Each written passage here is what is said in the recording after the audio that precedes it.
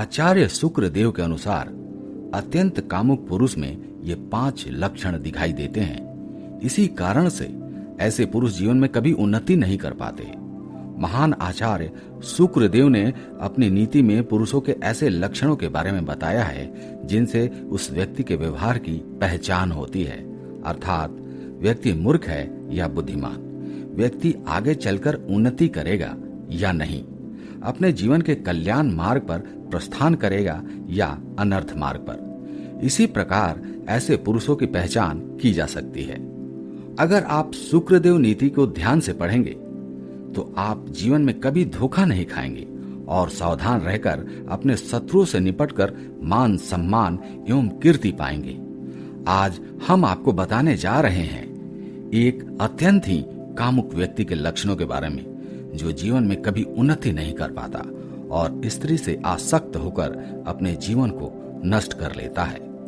शुक्रदेव के अनुसार जो पुरुष स्त्रियों के हाव भाव से तुरंत ही प्रभावित हो जाता है अथवा किसी पराई स्त्री से आज्ञा लेकर कार्य करता है, वह अपना महत्वपूर्ण कार्य छोड़ देता है, वो अत्यंत ही मूर्ख होता है।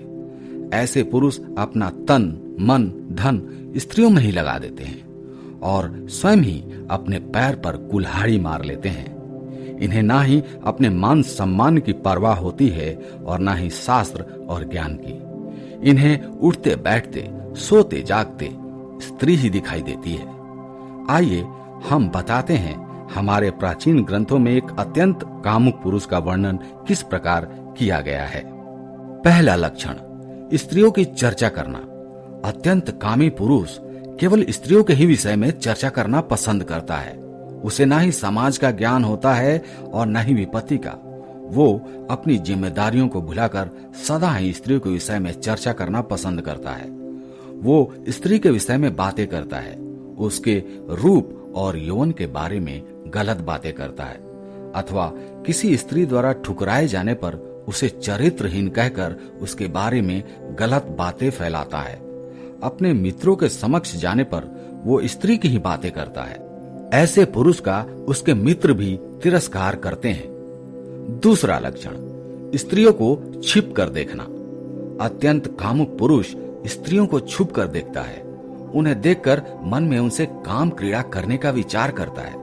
उसके लिए स्त्री केवल भोग विलास की वस्तु होती है। वो स्त्रियों के चित्र देखकर उनके साथ गंदा व्यवहार करने के बारे में सोचने लगता है, अपने ही इंद्रियों का नाश कर लेता है। तीसरा लक्षण, नारी का स्मरण करना। अत्यंत कामी पुरुष सदा सर्वदा स्त्री का ही स्मरण करता है। उसके मन में माता ईश्वर किसी के लिए स्थान नहीं होता। उसके मन में केवल स्त्री होती है। वो उठते बैठते सोते जागते स्त्री का ही स्मरण करता है और स्त्री को ही भजता रहता है।